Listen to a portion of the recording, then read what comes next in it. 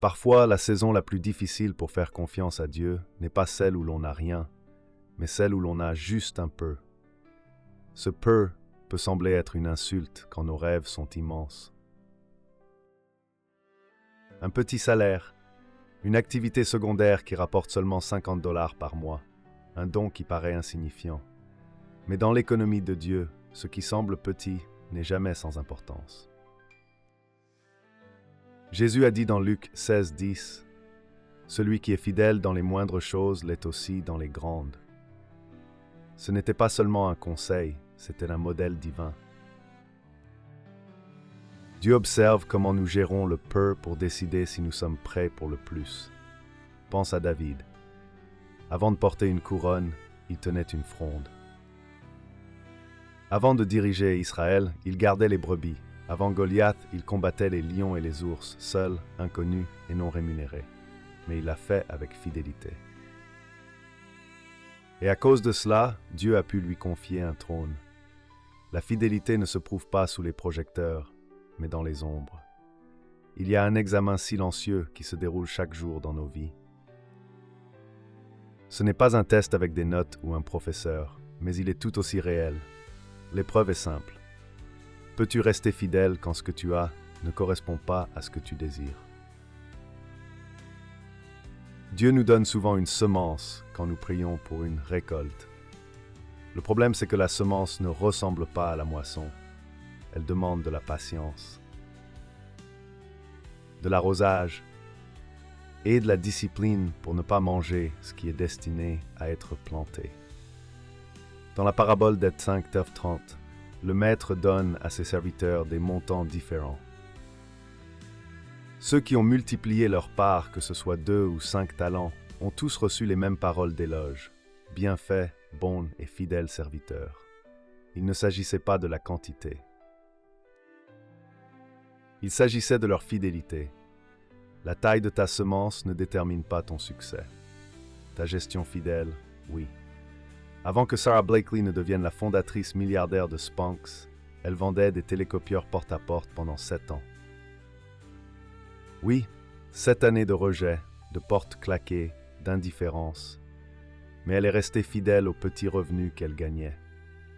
Elle a utilisé 5 000 dollars de ses économies, pas un investisseur millionnaire, et a transformé son idée en un empire mondial. Et c'est cela la leçon. La grandeur qui a un grand départ, elle exige juste de la constance, de la créativité et du caractère dans les débuts modestes. Tu as peut-être l'impression que tes compétences, ton capital ou ta plateforme sont trop petits. Mais souviens-toi, Dieu ne commence jamais avec assez. Il commence avec l'obéissance.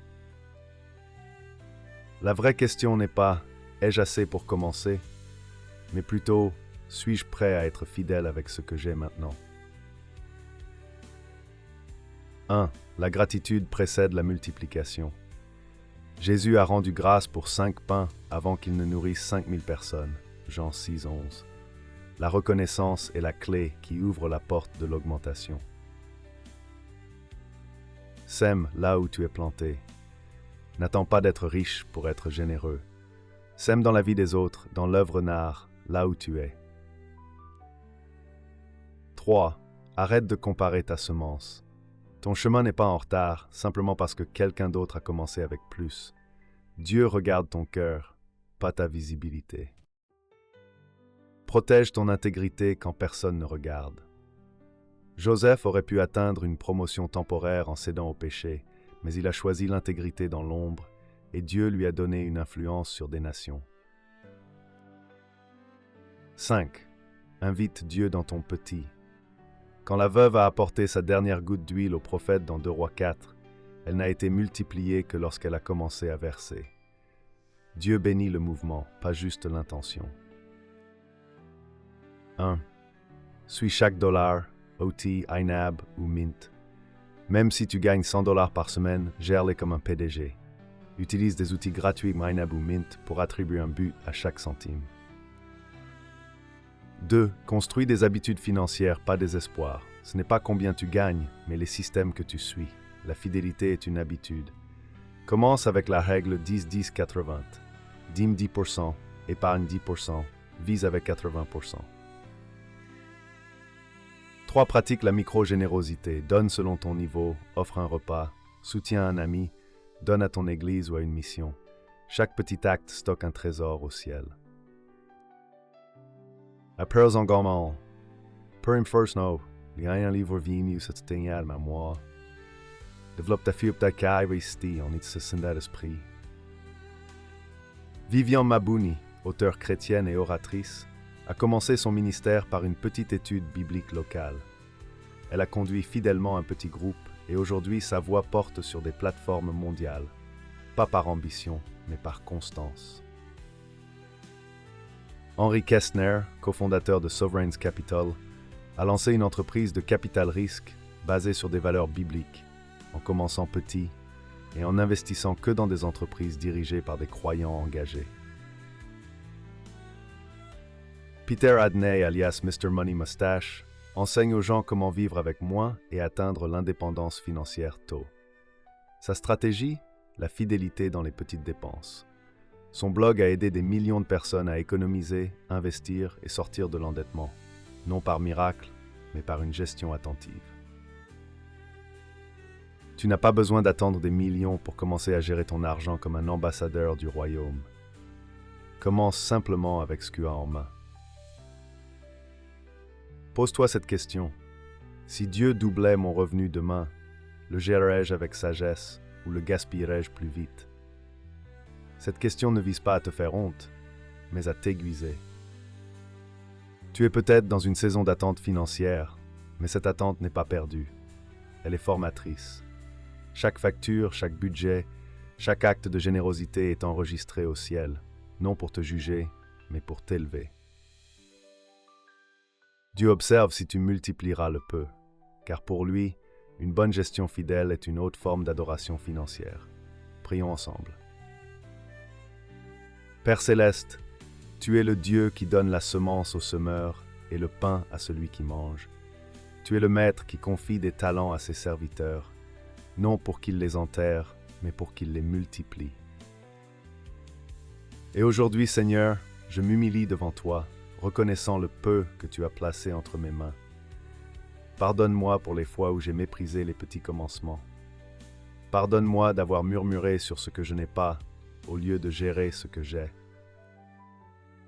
Père, enseigne-moi à être fidèle, non seulement en public, mais en privé, non seulement quand c'est facile, mais surtout quand c'est difficile. Je veux être ce serviteur qui entend « bien fait, bon et fidèle serviteur ». Aide-moi à ne pas envier l'augmentation des autres. Apprends-moi à cultiver mon propre champ, une prière, un plan, un acte d'obéissance à la fois. Remplis-moi de sagesse pour gérer mes finances, de courage pour t'honorer avec mes ressources. Remplis-moi de sagesse pour gérer mes finances, de courage pour t'honorer avec mes ressources et de foi pour avancer même quand la moisson n'est pas encore visible. Seigneur, je t'invite dans mon petit. Fais-en assez. Souffle sur mon obéissance et transforme-la en abondance. Je ne te demande pas des millions, je te demande une mission. Que chaque dollar que je touche reflète ta gloire. Que chaque décision que je prends me prépare à recevoir davantage. Merci, car l'élévation ne vient ni de l'Est ni de l'Ouest, elle vient de toi. Et je te fais confiance. Quand tu verras que je suis prêt, tu m'élèveras en ton temps. Au nom puissant de Jésus, je prie. Amen. Si cette prière a touché votre cœur aujourd'hui, ne laissez pas ce moment s'éteindre. Abonnez-vous dès maintenant à Versets bibliques de richesse.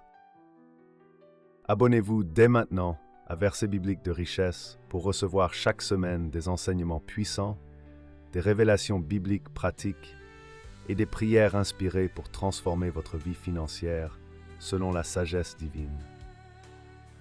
Ici, nous ne parlons pas seulement d'argent, nous parlons de mission, de gestion, d'obéissance et de destinée. Chaque vidéo est conçue pour vous aider à vivre une vie de foi, de discipline et d'abondance, pas selon les standards du monde, mais selon les promesses du royaume. La fidélité dans le peu prépare le cœur pour l'abondance. L'obéissance dans l'ombre attire la faveur dans la lumière. Alors commencez aujourd'hui. Gérez fidèlement ce que Dieu vous a déjà confié est le plus grand acte de préparation pour ce qu'il est sur le point de libérer. À très bientôt sur Versets bibliques de richesse. Abonnez-vous, partagez cette vidéo et devenez un gestionnaire fidèle du royaume.